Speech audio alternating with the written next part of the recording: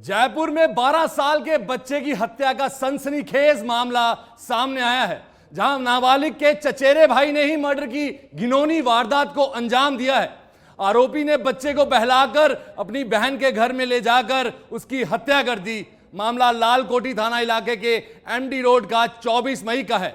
9 दिन पुराना होने की वजह से शव का अधिकांश हिस्सा गल चुका है। आखिर क्या है पूरा मामला, देखें पूरी रिपोर्ट। मृतक बच्चे के व्यवहार से नाखुश था आरोपी। काफी समय से बना रहा था हत्या की प्लानिंग। सीसीटीवी फुटेज मिलने पर और गहराया शक। लाश सड़ने के बाद भी नहीं पता चला। जयपुर में 12 साल के बच्चे की हत्या का सनसनीखेज मामला सामने आया है। नाबालिग के चचेरे भाई ने ही मर्डर किया है। पुलिस ने पूछताछ की तो आरोपी ने बताया कि वह उसे सबके सामने गाली देता था। इसी का बदला लेने के लिए सफेद कबूतर दिलाने के बहाने उसे किडनैप किया। पुलिस जांच में सामने आया कि आरिज कई समय से नावेद की हत्या की प्लानिंग बना रहा था। 24 तारीख को नावेद अपने दोस्तों के साथ एमडी रोड पर क्रिकेट खेलने गया था। दोपहर करीब 3 बजे आरिज भी वहां पहुंचा और नावेद को सफेद कबूतर दिलाने का कहकर अपने साथ ले गया। आरोपी उसे पैदल पैदल घाट गेट तक लाया, फिर वहां से ई रिक्शा में बिठाकर आयशा कॉलोनी स्थित अपनी बहन के बंद मकान में लेकर गया। आरोपी ने यहां रस्सी से गला घोंटकर नावेद को मार डाला। इसके बाद शव को बोरे में वहीं छोड़ आरिज खुद लालकोठी आ गया था। इस दौरान मैं बच्चे के परिजनों के साथ खोजबीन और पुलिस केस कराने में साथ लगा रहा। पुलिस को आरिज की हरकतें देखकर उस पर शक हो गया था। 30 तारीख को पुलिस को एमडी रोड के सीसीटीवी फुटेज मिले। फुटेज में आरिज 24 मई को नावेद को लेकर एमडी रोड से होता हुआ घाट गेट की ओर जा रहा था। इस पर पुलिस ने आरिज से पूछताछ करना शुरू किया। आरिज ने पुलिस को पहले अपनी लोकेशन की जानकारी नहीं दी, लेकिन पुलिस ने जब उसके मोबाइल की लोकेशन और सीसीटीवी फुटेज दिखाए तो आरोपी टूट गया। इसके बाद बुधवार 31 मई की रात पुलिस 12:30 बजे आरोपी को लेकर लालकोठी थाना पुलिस क्राइम सीन पर पहुंची तो बंद मकान में नावेद का शव पड़ा मिला। जैसे ही थाने पर रिपोर्ट आई तो हमने पूरे कमिश्नरेट के सभी थानों को अलर्ट किया गया था। उसके पश्चात परिजनों के द्वारा इत्तला दी गई थी बच्चा क्रिकेट खेलने गया था, उसके पश्चात वापस नहीं लौटता है। उसकी भी गहनता से बारीकी से तफ्तीश की गई तो बच्चा घर आता है, घर से दोबारा कपड़े चेंज करके ही निकलता है। फिर जो सीसीटीवी फुटेज का दायरा था, पहले घर के 100 मीटर की परिधि में, फिर 200 मीटर, इस तरह परिधि बढ़ाते गए तो एक सर्टन पॉइंट ऑफ टाइम पे एमडी रोड पर वो बच्चा अकेला जाता हुआ दिखता है। आगे बढ़ते हैं कैमरास के अंदर तो फिर ये आरोपी उस बच्चे का हाथ पकड़ करके अपने साथ एक ऑटो में बिठा करके ले जाता हुआ पाया जाता है। तो फिर आरोपी को हिरासत में लेकर के डिटेन करने पे घटना का खुलासा होता है। इसने रस्सी से उसका गला दबाया, उसके बाद में उस डेड बॉडी को एक कट्टे में दबाया, कट्टे में बंद करके रखा और डिस्पोज ऑफ करने का इसको समय नहीं मिल पाया क्योंकि परिजन और समाज इस बच्चे के गायब होने से उद्वेलित थे। तो ये उनके साथ ही लग गया था। अगले दिन से तलाश में समय नहीं मिला इसको डिस्पोजल। खुद भी शामिल था, रिश्तेदारी उनका, एक ही कंपाउंड में रहते हैं बेसिकली। पुलिस ने बताया कि आरोपी की बहन सीकर में रहती है, इस कारण मकान बंद पड़ा रहता है। मकान में ले जाने के बाद आरिज ने नावेद के हाथ और पैर रस्सी से बांध दिए और रस्सी से उसका गला घोंटकर मौत के घाट उतार दिया। हत्या करने के बाद लाश को एक प्लास्टिक के कट्टे में भर दिया। कट्टे का मुंह बांधकर लाश वहीं छोड़ दी। प्लास्टिक कट्टा एयर टाइट होने के कारण लाश सड़ने पर भी बदबू बाहर नहीं फैल रही थी। लालकोठी थाना पुलिस ने आरोपी आरिज को बुधवार से डिटेन किया हुआ है। आरिज ने पुलिस को बताया कि नावेद घर के बड़े लोगों और समाज में गाली दिया करता था। उसने कई बार उसे समझाया लेकिन मैं नहीं माना। जब सहन नहीं कर पाया और उसे मारने का प्लान बनाया। उदयपुर में एक चौंकाने वाला मामला सामने आया है। यहां 22 साल की एक युवती को धर्म परिवर्तन नहीं करने पर टुकड़े टुकड़े कर हत्या करने की धमकी दी गई। यह मुकदमा शहर के अंबा माता थाना में दर्ज हुआ है। पुलिस ने युवती की रिपोर्ट पर एफआईआर दर्ज कर ली है। आखिर क्या है मामला, देखें पूरी रिपोर्ट। युवती को जान से मारने की धमकी। आरोपी ने दी धमकी, टुकड़े टुकड़े करके तेरी मां को सौंप दूंगा। पुलिस ने आरोपी को किया गिरफ्तार। कोर्ट में पेशी के दौरान रहा भारी पुलिस जाब्ता। उदयपुर शहर के अंबा माता थाना इलाके में समुदाय विशेष के युवक पर जबरन धर्मांतरण का दबाव बनाने का आरोप लगाते हुए युवती ने कहा कि धर्म नहीं बदलने पर दिल्ली जैसा हत्याकांड करने की धमकी देने का मामला सामने आया है, जिसकी रिपोर्ट पीड़िता युवती ने अंबा माता थाने में दी।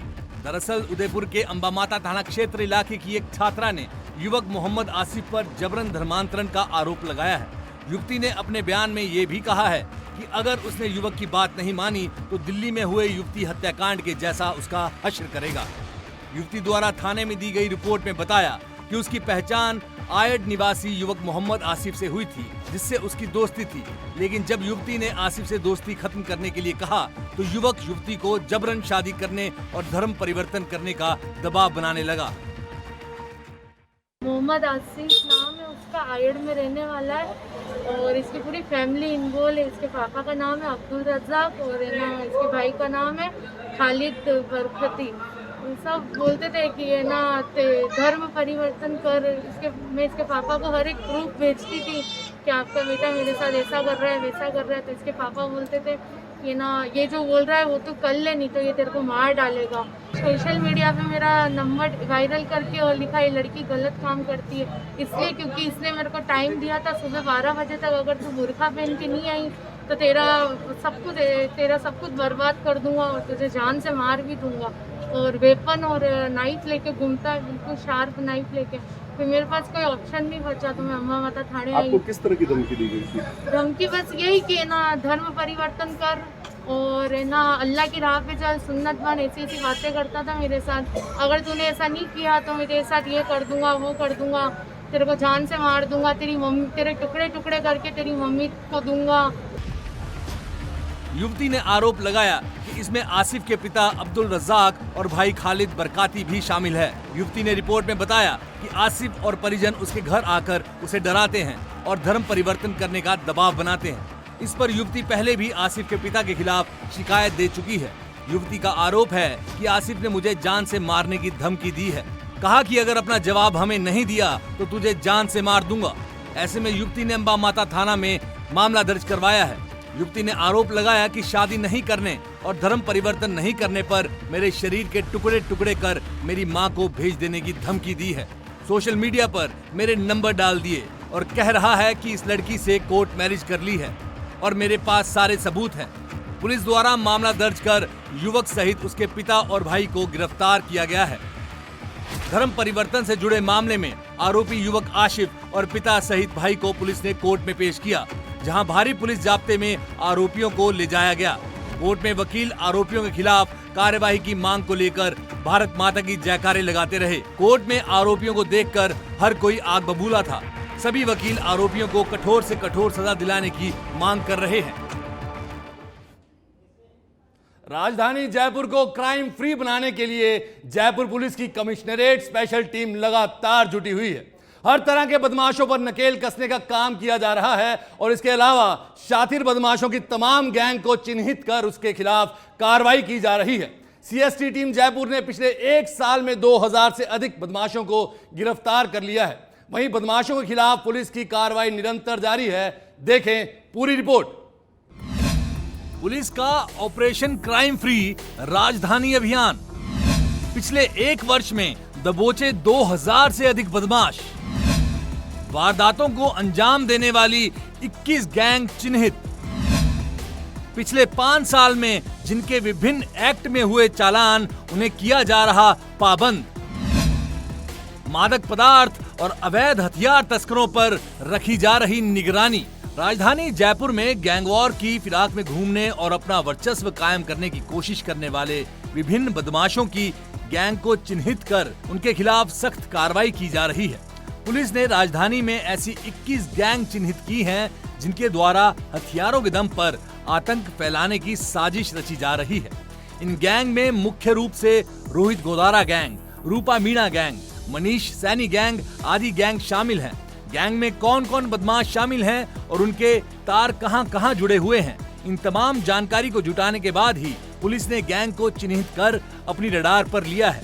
बता दें कि राजधानी में आए दिन मादक पदार्थ तस्करों, हथियार तस्करों और अन्य तस्करों की बढ़ती घटनाओं को देखते हुए सभी एसएचओ से अपने अपने इलाकों में सर्च करवाएंगे। इस सर्च का मुख्य उद्देश्य ये था कि पुलिस उन लोगों को आइडेंटिफाई करे जो लोग बिना कारण जयपुर शहर में रह रहे हैं। इस पर थाना पुलिस के द्वारा हर जगह सर्च किया जाएगा। इस सर्च के दौरान जयपुर कमिश्नरेट में अधिक से अधिक शातिरों को आइडेंटिफाई करने का काम होगा। शुरुआती जांच में भी सामने आया कि ये लोग प्रत्यक्ष और अप्रत्यक्ष रूप से आपराधिक गतिविधियों में शामिल रहते हैं। इनमें से अधिकांश लोग मादक पदार्थ तस्करों, हथियार तस्कर बदमाशों को शरण देने का काम किया करते हैं। इस ऑपरेशन के बाद बदमाशों में काफी खलबली मची हुई है। पुलिस का मानना है कि इस ऑपरेशन के जरिए राजधानी को ऑपरेशन क्राइम फ्री सिटी करने में कामयाबी मिलेगी।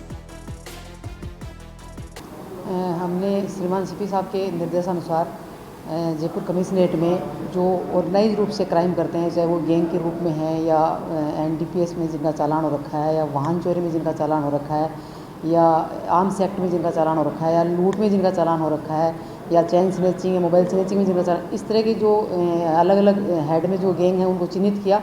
उनको चिन्हित करके और मतलब समय समय पे उनके खिलाफ हम कार्रवाई करते हैं, जिसमें पूरी कमिश्नरेट का समस्त पुलिस थानों का जाब्ता और लाइन का जाब्ता लग करके और जो चिन्हित गैंग हैं उनको उनके ठिकानों पे दबिश दी जाती है और उनको ला करके थाने पे पूछताछ की जाती है। उनके मोबाइल में डिटेल देखी जाती है, उनके पूछताछ नोट बनाए जाते हैं। उनके खिलाफ यदि उनके पास किसी तरह का अवैध सामग्री मिलती है तो उनके खिलाफ मुकदमा दर्ज करके कार्रवाई की जा रही है और उनको पाबंद किया जा रहा है कि वो आगे से इस तरह के अपराध में नहीं जाएँ। इस तरह की जो कार्रवाई है वो लगातार हमारी कमिश्नरेट की पिछले साल भर से चल रही है। जो मेन जो गैंग्स की जो बात कर रहे हैं, हमने 21 गैंग चिन्हित कर रखी हैं जो गैंगवार के रूप में जिनको चिन्हित किया गया है, जो बदमाशी करते हैं, जो एक्सटॉर्शन के नाम पे पैसे लेते हैं, जो हथियार दिखाकर लोगों को धमकाते हैं, वो तो 21 गैंग हैं।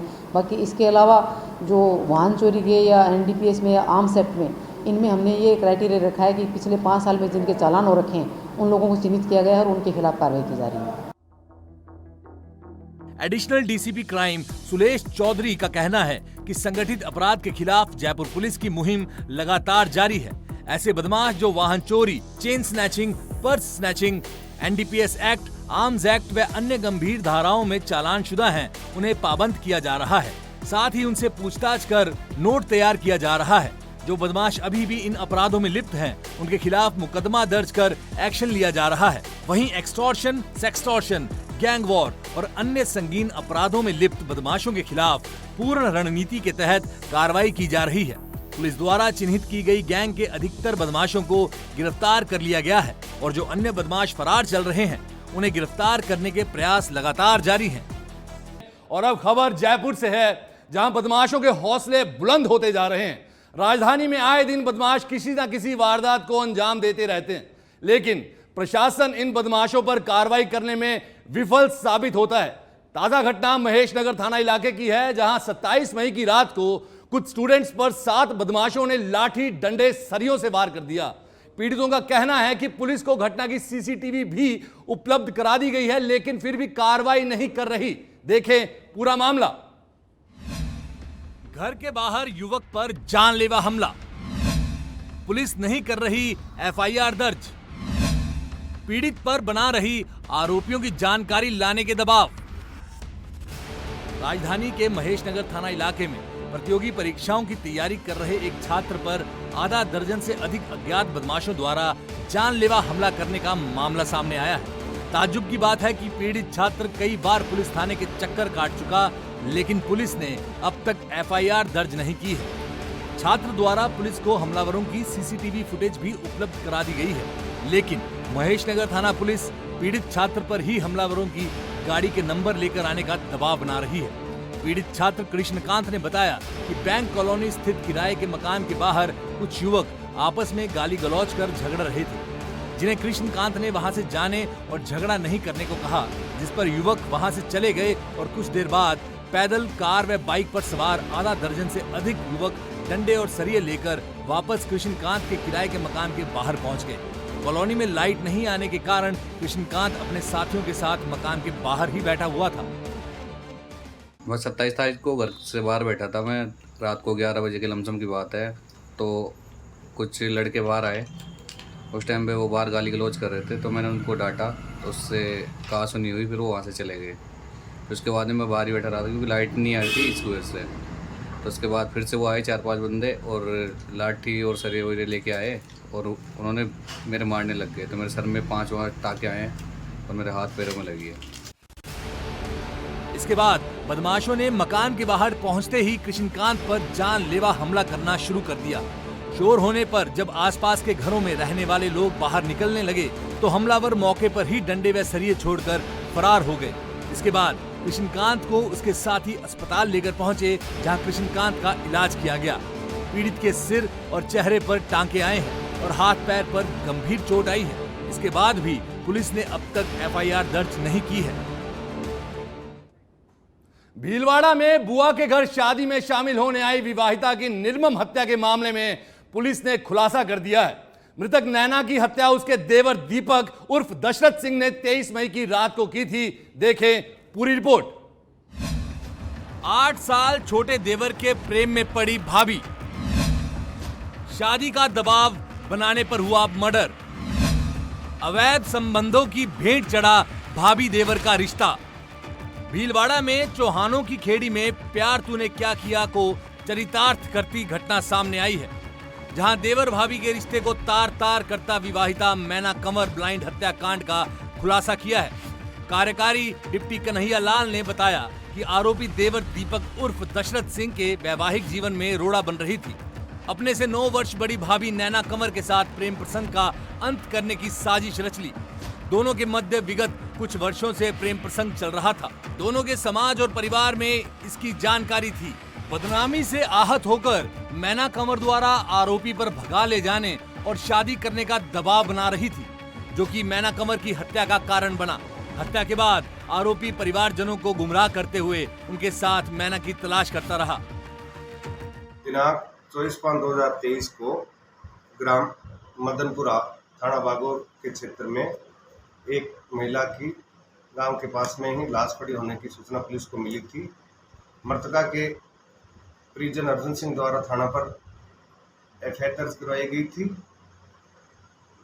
जिसमें आज पुलिस ने उक्त प्रकरण में अनुसंधान पूर्ण करके आरोपी दीपक सिंह को गिरफ्तार किया गया है। प्रथम दृष्टया अब तक के अनुसंधान से आरोपी दीपक सिंह व मृतका में अवैध संबंध को लेकर के हत्या करना सामने आया है। शेष अनुसंधान आरोपी से जारी। बता दें कि मामला 23 मई का है। जिले के मदनपुरा ग्राम में अपनी कजन बहन की शादी में आई 28 वर्षीय मैना कंवर की खून से सनी लाश जंगल में मिलने से क्षेत्र में सनसनी फैल गई थी। मंजू कंवर ने हत्यारे के साथ संघर्ष करने के बाद जिंदगी की जंग हार दी और हत्यारे ने उसकी हत्या कर उसे जंगल में छोड़कर फरार हो गया। उधर परिजनों को काम की कहकर निकली मैना के घर पर नहीं लौटने से रात भर वो इधर उधर उसे ढूंढ रहे थे। जैसे ही उसकी लाश मिलने की सूचना मिली, परिजनों का बुरा हाल हो गया था। वहीं बागौर पुलिस मौके पर पहुंची और शव को कब्जे में लेकर उच्च अधिकारियों को सूचित किया और FSL टीम के साथ डॉग स्क्वाड को मौके पर लाकर साक्ष्य जुटाए गए थे। बूंदी के केवड़िया गांव में नाबालिग लड़की के साथ गैंगरेप का मामला सामने आया है।